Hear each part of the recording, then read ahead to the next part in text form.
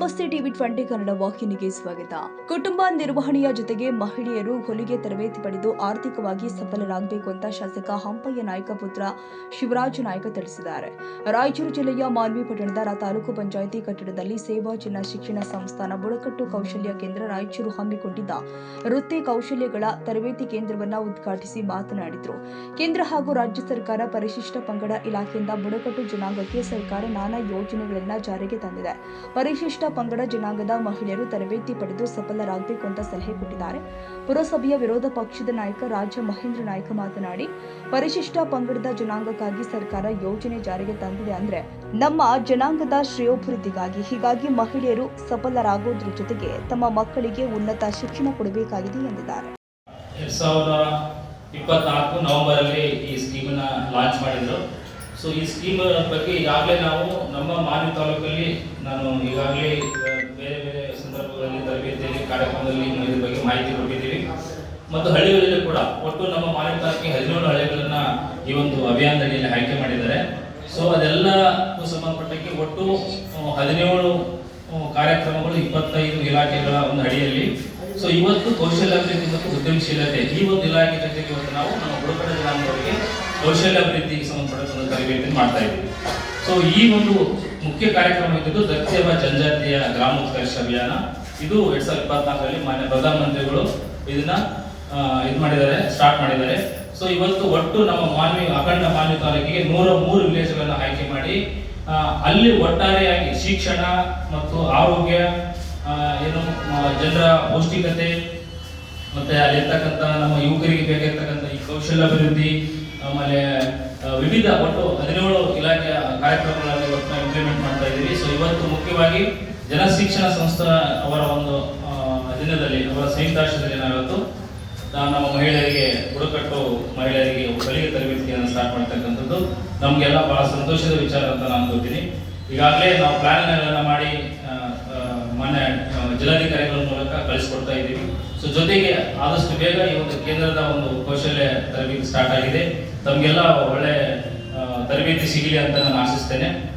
ಇನ್ನು ಸಾಕಷ್ಟು ಈ ಅಭಿಯಾನದಲ್ಲಿ ನಾವು ಇನ್ನೂ ಶಾಲೆಗಳಿಗೆ ಮೂಲಭೂತ ಸೌಕರ್ಯ ಕೊಡ್ತಕ್ಕಂಥದ್ದು ಇರ್ಬೋದು, ಆರೋಗ್ಯ ತಪಾಸಣೆ ಮಾಡ್ತಕ್ಕಂಥದ್ದು, ಆರೋಗ್ಯ ಜನಜಾಗೃತಿ ಶಿಬಿರಗಳನ್ನು ಮಾಡ್ತಕ್ಕಂಥದ್ದು ಮತ್ತು ನಮ್ಮ ಅಪೌಷ್ಟಿಕ ಮಕ್ಕಳಿಗೆ ವಿಶೇಷ ಪೋಷಣ್ ಅಭಿಯಾನ ಅಂತೇಳಿ 2.0 ಅಂತೇಳಿ ಹೊಸ ಕೇಂದ್ರ ಸರ್ಕಾರದ ಯೋಜನೆ. ಅದರಡಿಯಲ್ಲಿ ಇನ್ನು ಹೆಚ್ಚಿನ ಪೌಷ್ಟಿಕತೆ ಮಕ್ಕಳಿಗೆ ಅಪೌಷ್ಟಿಕ ಮಕ್ಕಳಿಗೆ ಪೌಷ್ಟಿಕತೆ ಕೊಡ್ತಕ್ಕಂಥದ್ದು ಕಾರ್ಯಕ್ರಮಗಳಿದೆ.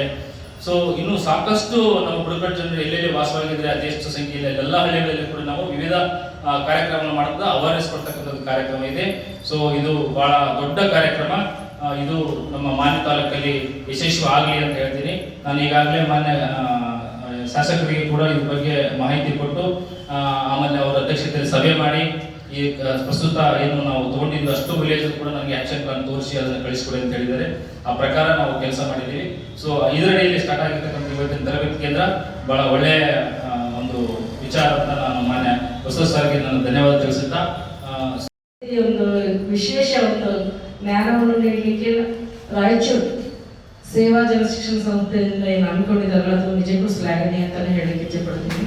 ಯಾಕಂತಂದ್ರೆ ಬುಡಕಟ್ಟು ಕೌಶಲ್ಯ ಕೇಂದ್ರ ರಾಯಚೂರು ಅಂದ್ರೆ ಬುಡಕಟ್ಟು ಜನಾಂಗಕ್ಕಾಗಿ ಸ್ಪೆಷಲಿ ನಮ್ಮ ಭಾರತ ಸರ್ಕಾರದಿಂದ ಹಮ್ಮಿಕೊಳ್ಳುವಂತ ಈ ಕಾರ್ಯಕ್ರಮ ನಿಜಕ್ಕೂ ಹೆಚ್ಚಿನ ಜನರಿಗೆ ಇದರ ಬಗ್ಗೆ ಅರಿವಿಲ್ಲ ಸಾಮಾನ್ಯವಾಗಿ. ಆದರೆ ಇಂಥ ಒಂದು ಕಾರ್ಯಕ್ರಮಗಳನ್ನ ನಮ್ಮ ಮಾನ್ವಿ ತಾಲೂಕಿನಲ್ಲಿ ಇದು 2ನೇ ಬಾರಿ ಅಂತ ಹೇಳಿ ನಮ್ಮ ಸಹೋದರರು ಈಗ ತಾನೇ ತಮ್ಮ ಒಂದು ಭಾಷಣದಲ್ಲಿ ಹೇಳಿದರು.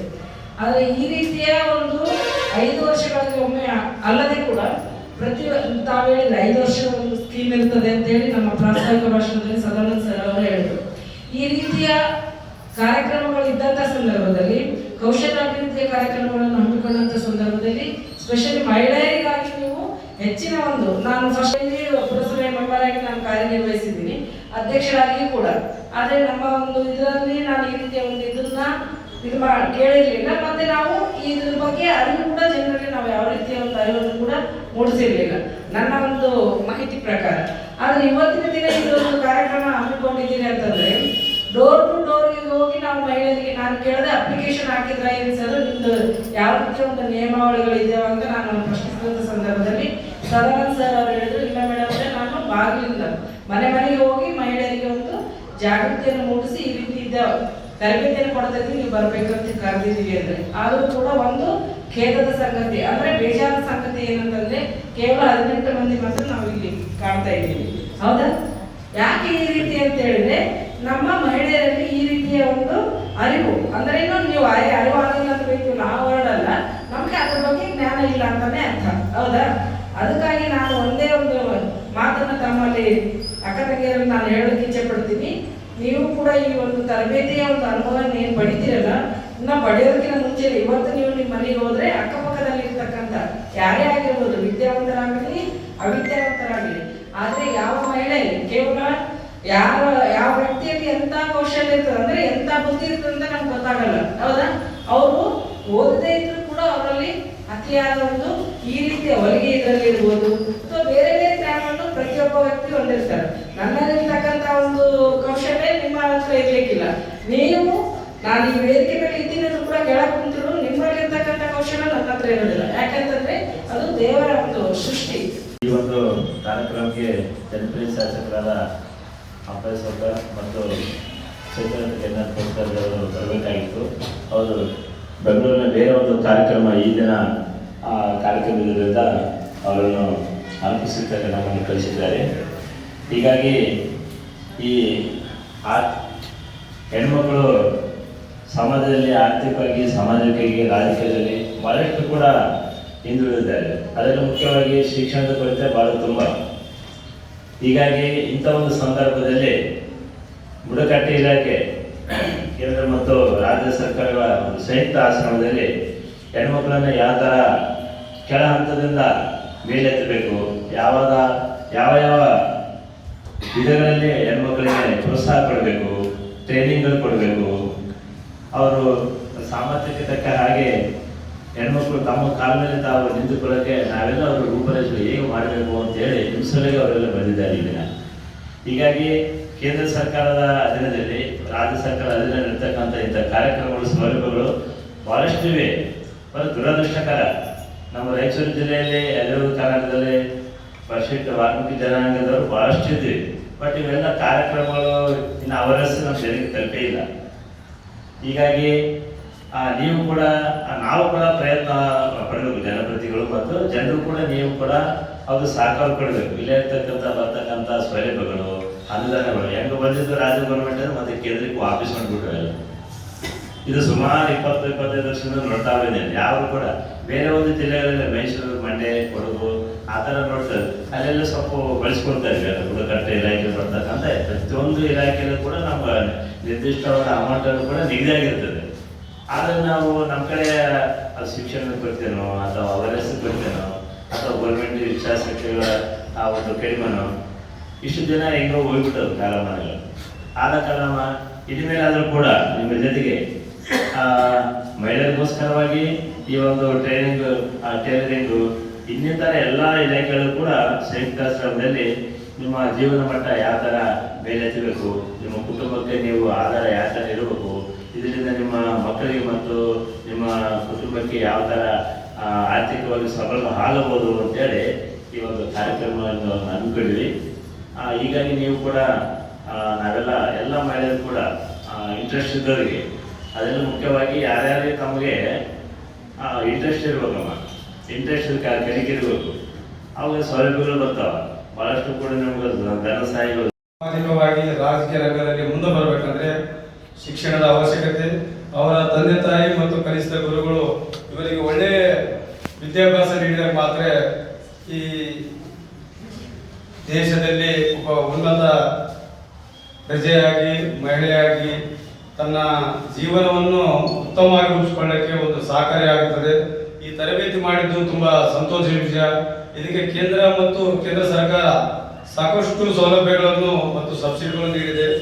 ಈಗಾಗಲೇ ಹಿಂದೆ ನಮ್ಮ ಸಹೋದರ ರಾಜವೆಂಕಟ ನಾಯಕ್ ಶಾಸಕರಿದ್ದಾಗ ಅವರು ಒಂದು ಕಾರ್ಯಕ್ರಮ ಹಮ್ಮಿಕೊಂಡಿದ್ರು, ಇದೇ ರೀತಿ ತರಬೇತಿ, ಮಹಿಳೆ ತರಬೇತಿ ಕಾರ್ಯಕ್ರಮ. ಈಗ 5 ವರ್ಷದ ಬ್ಯಾಕ್ ಸಮಯದ್ದು.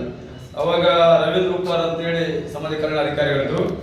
ಅವರು ತಾವು ಈ ತರಬೇತಿ ಹೊಲಿಗೆ ಇದ್ರದ್ದು ಏನೋ ಹಮ್ಮಿಕೊಳ್ಳೋ ಜೊತೆಗೆ ಒಂದು ಸಾಕಷ್ಟು 50 ಮಿಷಿನ್ಗಳನ್ನು ಉಚಿತವಾಗಿ ಮಹಿಳೆಯರಿಗೆ ತಮ್ಮ ಮನೆಯಲ್ಲಿ ಕುಂತು ತಾವು ಮುಂದೆ ಬರಲು ಅವರ ಅನುಕೂಲ ಆಗಲಿಕ್ಕೆ ಒಂದು ಅವರು ಉಚಿತವಾಗಿ ರಾಜ ಅಮರನಾಯಕ ಫೌಂಡೇಶನ್ ವತಿಯಿಂದ 50 ಶ್ರೀಗಳನ್ನು ಉಚಿತವಾಗಿ ನಾವು ನೀಡಿದ್ವಿ.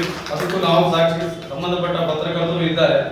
ಈಗಾಗಲೇ ಈ ಮಹಿಳೆಯರು ತಾವು ತಮ್ಮ ಮಕ್ಕಳ ಜೊತೆಗೆ ಮಕ್ಕಳಿಗೆ ಉತ್ತಮ ಶಿಕ್ಷಣದ ಜೊತೆಗೆ ತಮ್ಮ ಜೀವನವನ್ನು ಸ್ವಂತ ಬಲದಿಂದ ಮುಂದೆ ಬರಲಿಕ್ಕೆ ತಾವು ಒಳ್ಳೆಯ ಶಿಕ್ಷಣ ನೀಡಬೇಕು, ಅವರಿಗೆ ಒಳ್ಳೆಯ ವಿಚಾರವನ್ನು ಬುದ್ಧಿಗಳನ್ನು ನೀಡಬೇಕು. ಯಾವುದೇ ದುಷ್ಟಚಟಗಳಿಗೆ ಬಲಿಯಾಗದೆ ಈ ಭಾರತ ದೇಶವನ್ನು ಬಲಿಷ್ಠವಾಗಿ ನಿರ್ಮಾಣ ಮಾಡಲಿಕ್ಕೆ ಯುವತಿಯರು ಮತ್ತು ಯುವಕರು ಸಾಕಷ್ಟು ಪ್ರಾಮಾಣಿಕವಾಗಿ ಶ್ರಮಿಸಿದಾಗ ಮಾತ್ರ ನಮ್ಮ ದೇಶ ಭಾರತ ಬಲಿಷ್ಠವಾಗಲಿಕ್ಕೆ ಸಾಧ್ಯ. ಕೇಂದ್ರ ಮತ್ತು ರಾಜ್ಯ ಸರ್ಕಾರದಿಂದ ಈಗಾಗಲೇ ಅನೇಕ ಯೋಜನೆಗಳು ಇದ್ದಾವೆ. ತಾವು ಇಚ್ಛಾಶಕ್ತಿ ಕೊರತೆ ಹೇಳಿದ್ರೆ ನಮ್ಮ ಶಾಸಕ ಪುತ್ರರು ಇಚ್ಛಾಶಕ್ತಿ ಕೊರತೆ ಇದೆ, ಅದನ್ನ ತೊಲಗಿಸಿ ಇಚ್ಛೆ ಪಟ್ಟು ನೀವಲ್ಲದೆ ನಿಮ್ಮ ಜೊತೆಗೆ ಒಂದು 500 ಜನ ತರಬೇತಿ ಪಡೀಲಿಕ್ಕೆ ಆಶೀರ್ವಾದ, ದೇವರ ಆಶೀರ್ವಾದದಿಂದ ಆಗಲಿ, ವಾಲ್ಮೀಕಿ ಗುರುಗಳ ಆಶೀರ್ವಾದದಿಂದ ನಿಮ್ಮೆಲ್ಲರಿಗೂ ಒಳ್ಳೆಯದಾಗಲಿ ಅಂತ ಹೇಳ್ತಾ ಇದಕ್ಕೇನೈತಿ ಏನು ತರಬೇತಿ ಮಾಡ್ತಾ ಇದ್ರಿ, ಇದಕ್ಕೆ ನಾನು ಈಗಾಗಲೇ ವೆಂಕಟೇಶ್ ನಾಯಕರು ನಮ್ಮ ಸಹೋದರಿ ಹೇಳಿದ್ರು, ಇದಕ್ಕೆ ಕರೆಂಟಿನ ವ್ಯವಸ್ಥೆ, ಫ್ಯಾನಿಕ್ಸು ನನ್ನ ಸ್ವಂತ ಅನುದಾನದಲ್ಲಿ ಒಂದು 15,000 ರೂಪಾಯಿ ಕೊಟ್ಟು ಈ ಮಿಸಿರಿ ಇದು ಪ್ರತಿ ಒಂದು 5-6 ಮಿಸಿರಿಗಳು ಕೊಡಲಿಕ್ಕೆ ನನ್ನ ರಾಜ ಅಮರನಾಯಕ ಫೌಂಡೇಶನ್ ನಮ್ಮ ತಂದೆಯವರು ದಿವಂಗತರು MLA MP ಆಗಿದ್ದರು, ಅವರ ಒಂದು ಸಂಸ್ಥೆಯಿಂದ ನಾನು ಕೊಡಲಿಕ್ಕೆ ತಯಾರಾಗಿದ್ದೀನಿ. ಇದೇ ರೀತಿ ನೀವು ಎಲ್ಲರೂ ಉತ್ತಮ ಪ್ರಜೆಗಳಾಗಿ ನಿಮ್ಮ ಕಾಲ ಮೇಲೆ ನೀವು ಕಾಲು ನಿಂತ್ಕೊಂತ ಮಹಿಳೆಯರು ಕೆಲವು ಈಗಾಗಲೇ ಕೇಂದ್ರದಲ್ಲಿ ಯಾರೋ ಸಾರಿ ಹೇಳಿದ್ರು ಗಂಡನವರದು ಇದು ಇರ್ತದೆ ಅಂತಂದ್ರೆ, ಗಂಡನವ್ರದ್ದು ಇರ್ತದಕ್ಕೆ ಇವತ್ತು ಶ್ರೀಮತಿ ಇಂದಿರಾ ಗಾಂಧಿ ಅವರು ಭಾರತದ ಪ್ರಧಾನ ಆಗಿತ್ತು. ಇವತ್ತ ಯಾವುದು ಸೈಯದ್ ಖಾದರ್ ಬಾಷಾ, TV 20 ಕನ್ನಡ ನ್ಯೂಸ್, ಮಾನ್ವಿ. ಕನ್ನಡಿಗರ ಮೆಚ್ಚಿನ ನಿಮ್ಮ TV 20 ಕನ್ನಡ ವಾಹಿನಿ ಇದೀಗ ಟಿವಿಯಲ್ಲಿ ಲಭ್ಯ. ಕರ್ನಾಟಕ ಮತ್ತು ದೇಶ ವಿದೇಶದ 360 ಡಿಗ್ರಿ ಸುದ್ದಿ ವಿವರವನ್ನ ಪಡೆಯುವುದಕ್ಕೆ TV 20 ವಾಹಿನಿಯನ್ನು ಲೈಕ್ ಮಾಡಿ, ವಿಡಿಯೋಗಳನ್ನು ಶೇರ್ ಮಾಡಿ, ಕಮೆಂಟ್ ಮಾಡಿ, ಸಬ್ಸ್ಕ್ರೈಬ್ ಮಾಡಿ. HCN ಕೇಬಲ್ 842 ನಂಬರ್ನಲ್ಲಿ ಹುಕ್ಕೇರಿ ತಾಲೂಕು ಹಾಗೂ ಸಂಕೇಶ್ವರದ ಸುತ್ತಮುತ್ತಲಿನ ಹಳ್ಳಿಗಳಲ್ಲಿ ಲಭ್ಯ. PCN ಕೇಬಲ್ 129 ನಂಬರ್ನಲ್ಲಿ ಹಾರುಗೆರೆ ಸುತ್ತಮುತ್ತಲಿನ ಹಳ್ಳಿಗಳಲ್ಲಿ ಲಭ್ಯ. ರಾಯಬಾಗ್ ಡಿಜಿಟಲ್ ಚಾನೆಲ್ ಕೇಬಲ್ 80ನೇ ನಂಬರ್ನಲ್ಲಿ ರಾಯಬಾಗ ತಾಲೂಕಿನ ಸುತ್ತಮುತ್ತಲಿನ ಹಳ್ಳಿಗಳಲ್ಲಿ ಲಭ್ಯ. UDCN ಕೇಬಲ್ ನೆಟ್ವರ್ಕ್ ಉಗಾರ ಸುತ್ತಮುತ್ತಲಿನ ಹಳ್ಳಿಗಳಲ್ಲಿ ನಿಮ್ಮ TV 20 ಕನ್ನಡ ವಾಹಿನಿಯೂ ಲಭ್ಯ.